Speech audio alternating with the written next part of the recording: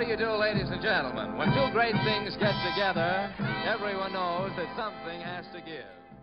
We talked about like the smart, stupid demographic or demographics. It's interesting that your breakthrough short film, Populi, probably screened for your largest crowd, in that it played, and may still play for all I know, before every Seahawks game.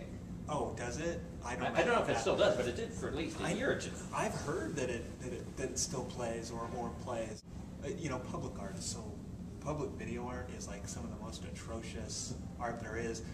Not through any fault of its own, but just the venue is always screwed up.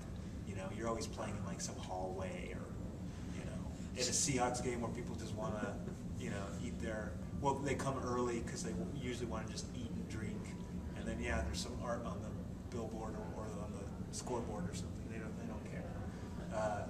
But who knows? But Populi was there playing at Quest Field, you know, and you were competing again, with like the wacky races the display means nothing to me. It's like, I don't give a crap about that. It was just important for me to acquire a 35mm camera, a movie camera, which I did with that project. And it was important for me to spend time with my own process in a way that I never had before, which I did. And you know, it was the beginnings of finding my voice. I don't think I had found it quite yet, but it certainly introduced me to my own process in a way that I'd never been able to work in before, which is out there on my own, just me and nature with a camera trying to make something that the eye would watch. When you watch Little Dizzle, it seems like all the shorts leading up to it were somehow preparation or homework for that. Totally. But you didn't know that you were doing those as preparation. No, I did. I'm Not Van Gogh is definitely prevising fish animation and you know, addressing that self-referential theme, because I knew this malformed creature of a movie could happen at any time, because it was written by the time I made I'm Not Van Gogh. And I wanted to learn how to make my own effects efficiently and cheaply, and so that was in the back of my mind, definitely, you know, for I'm Not Van Gogh, the last one. So I think it was, you know, I'm an experimental filmmaker in the literal sense. I was just experimenting in order to apply it to a larger, longer experience. The people who love your work loved your short films.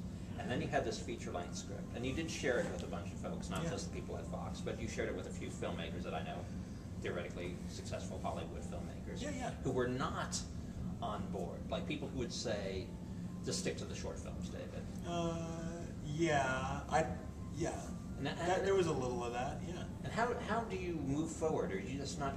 Do you not even care about what people think? Nobody knows what they want when it comes to a movie, so there's only so much you can take. I mean, any director, writer, and I even think producer knows this implicitly, that people don't know what they want. If we knew what they wanted, the whole landscape of films would be different. That's what's so unfortunate about films being boiled down to, we know what we can market. That's not the same as we know what people want. And it's inspiring that every so often, I don't know with what regularity, but you know, something comes along that is really different and really changes the game in a certain way. I mean, I have my own sort of faves, you know, Harold and Maude sort of sticks out in my mind as a big film.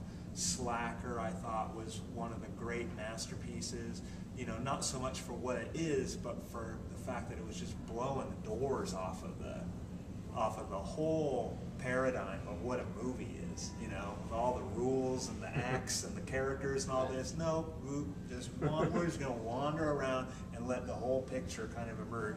I loved that. I hear it a lot. I hear it a lot from people who've been in it a while, that they understand that no one knows anything when it comes to what people want.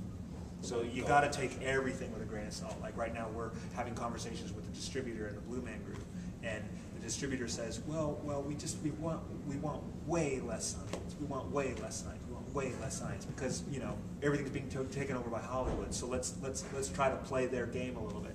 And it's like, you know, it's really neat to like be there with a group of people, my producer and the Blue Man organization, and just go, okay, all right. But you may just be making an enormous mistake. You know, you're really underestimating the power of people's imagination, and you know, and just proceed on those terms. If they don't even know what